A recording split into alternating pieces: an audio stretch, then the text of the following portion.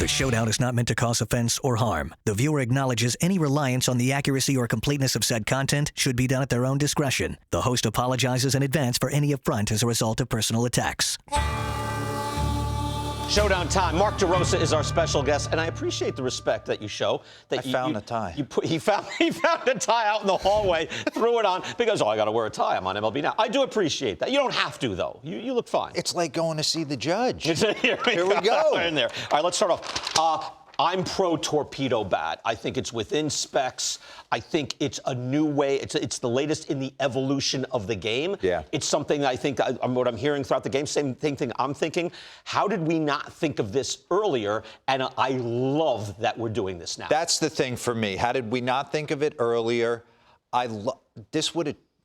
I think this would have had a massive impact on my career. Right. I always had trouble with the two-seamer. The guys who dive and kind of lean in and are looking to drive the ball up the middle the other way, if you could have took my barrel against the Brandon Webbs of the world and moved it a little closer to the label, I think I would have had a lot more success. As long I was an aim small, miss small kind of guy with my barrel. I didn't want to put a lot of balls in play unless they were put in play hard.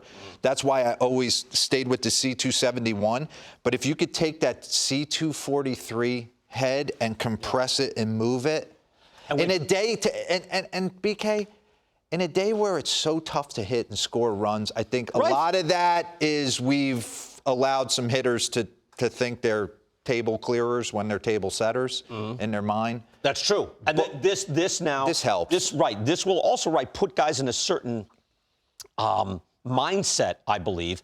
Chad Mottola just was on with us with the Rays and said, hey, you'll have it's like having a golf club where different situations, if this guy's throwing a different sort of pitch inside, maybe it calls for a different bat. But I love the sophisticated intelligence of it all that this approach is happening. I agree. And again, you see an issue, and it's like, why don't we do this better? I like that. So overall, I think it's great for the game. Are you good with it? As long as that barrel meets specifications. And it does.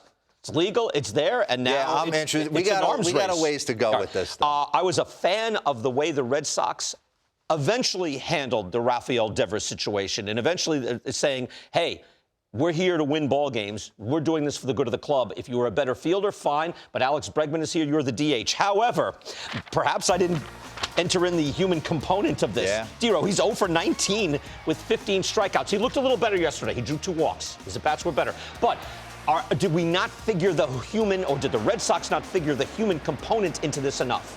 No, they didn't figure it. But I also say they're paying him $313 million, and he was a bad defender at third base. And the check clears. And they brought in Alex Bregman. It's not like they just brought in anybody to play third base. Well, they went out and got Bregman. So if you're Devers and you're thinking, I'm the big guy here, and now why did you have to go and pursue a third baseman? I'm going to take it a step further.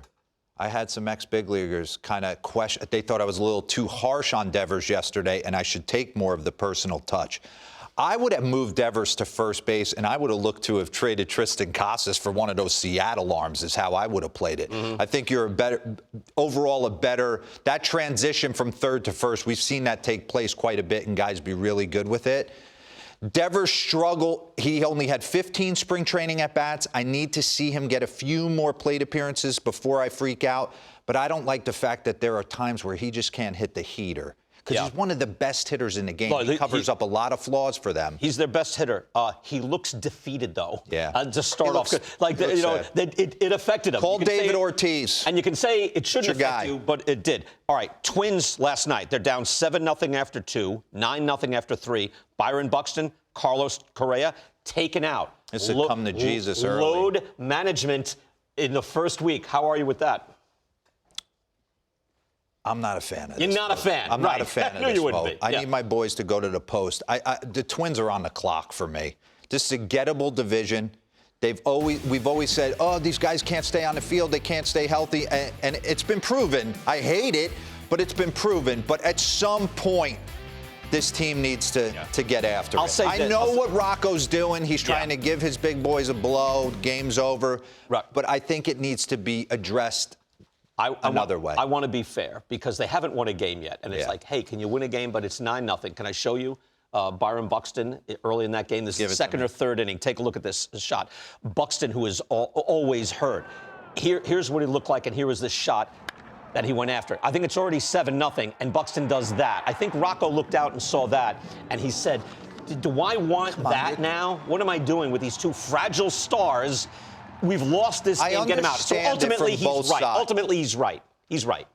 All right. He's right. Yes, he's right. I don't like it either, but he's right. Can you win a game before you start taking guys out? Exactly. It sends a weird message, I think, to the fans. Top 5 you heard male singers. I like that. So I had to do my own. All right, so give us your top 5. By the way, as soon as I heard D-Rose going to do his top 5, I said, where is John Bon Jovi? He's 4. All right, He's good. 4, and that's personal to me. Michael Jackson's number 1. I think arguably Steve Perry of Journey has the greatest male voice of all time. Interesting. Open arms, faithfully. I mean, don't stop believing. All Rod Stewart, husky. I'm a big Rod Stewart guy.